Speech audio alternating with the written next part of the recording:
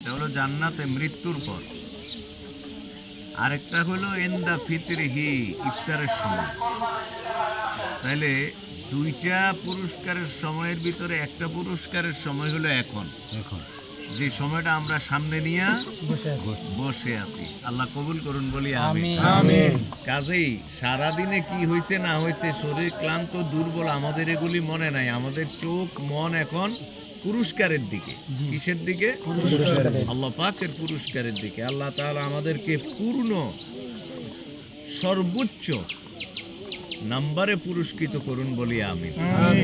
সম্মানিত হাজিরিন, এই দেশের মানুষ ওয়াজ শুনে কিন্তু অনুধাবন করে না, এটা হলো সমস্যা।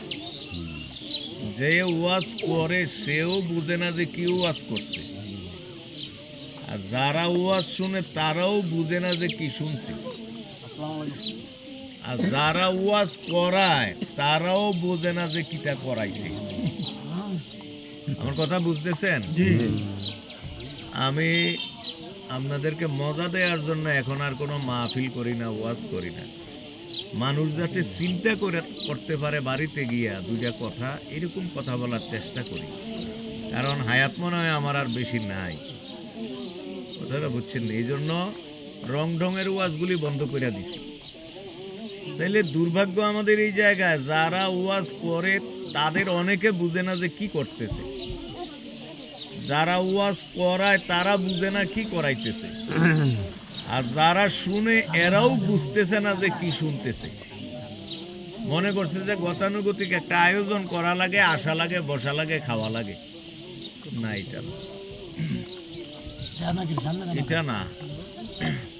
আল্লাহু ইয়াইজুকুম বিহি, সর্বোচ্চ বক্তা হইলেন, সর্বশ্রেষ্ঠ বক্তা হইলেন আল্লাহ। সর্বশ্রেষ্ঠ বক্তাকে আল্লাহ, মানে আল্লাহ নিজে তোমাদেরকে ওয়াজ করেন। আল্লাহ ওয়াজ করতেছেন। ওয়াজ শব্দের অর্থ কি? উপদেশ। সবাই বলেন, ওয়াজ শব্দের অর্থ কি? উপদেশ। উপদেশ বা পরামর্শ। কেমন? তাইলে আমাদেরকে সর্বোচ্চ উপদেশদাতা কে? সবচেয়ে শ্রেষ্ঠ উপদেশদাতা কে? আল্লাহ তাআলা।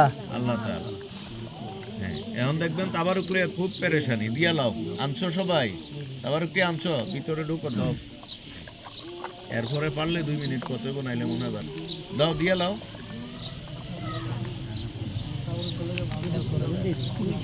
এরাই তো, এরা ঢুকো, ভিতরে আসো, ভিতরে আসো, দাও, ভিতরে আসো।